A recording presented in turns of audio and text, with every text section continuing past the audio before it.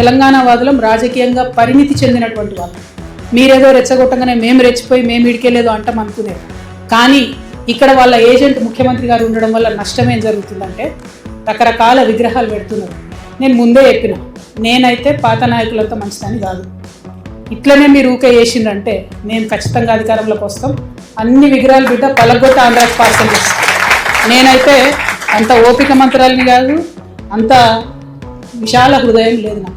ఎందుకు ఈ మాట చెప్తా ఉన్నా అంటే రావచ్చు పోవచ్చు, రొయ్యలు అమ్ముకోవచ్చు, రావచ్చు పోవచ్చు, షూటింగ్లు చేసుకోవచ్చు, రావచ్చు పోవచ్చు, సినిమాలు తీసుకోవచ్చు.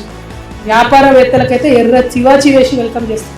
ఎందుకంటే స్విట్జర్లాండ్ అని కాలు పట్టుకొని, యూకే అని కాలు పట్టుకొని, జపాన్ అని కాలు పట్టుకొని ఇడికి రాండయ్యా భూములు ఇస్తాం అంటున్నారు. ఆంధ్రాలో శ్రీ సిటీ అని కట్టిండు ఆయన, ఎవరో రెడ్డి శేఖర్ రెడ్డి ఎవరు, ఆయన కూడా వెల్కమ్ చెప్తాం మనం. ఎందుకంటే నేను ఒక పేరు ఎందుకు చెప్తున్నా అంటే సక్సెస్ఫుల్ మోడల్. అక్కడ 30 దేశాల నుంచి వచ్చి కంపెనీలు పెట్టుకున్నారు ఆయన సిటీలో.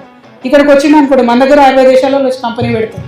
మాకు ప్రాబ్లం వాళ్ళతోని కాదు, ప్రాబ్లం వల్ల మీళ్ళు వచ్చి మళ్ళా ఆంధ్ర రాజకీయ నాయకులు వచ్చి సెక్రటేరియట్లో గంట తిప్పుతామంటేనే మాకు ప్రాబ్లం. అది రానియం. వార్తలను తెలంగాణ రిపోర్టర్ న్యూస్ ఛానల్ అందిస్తోంది.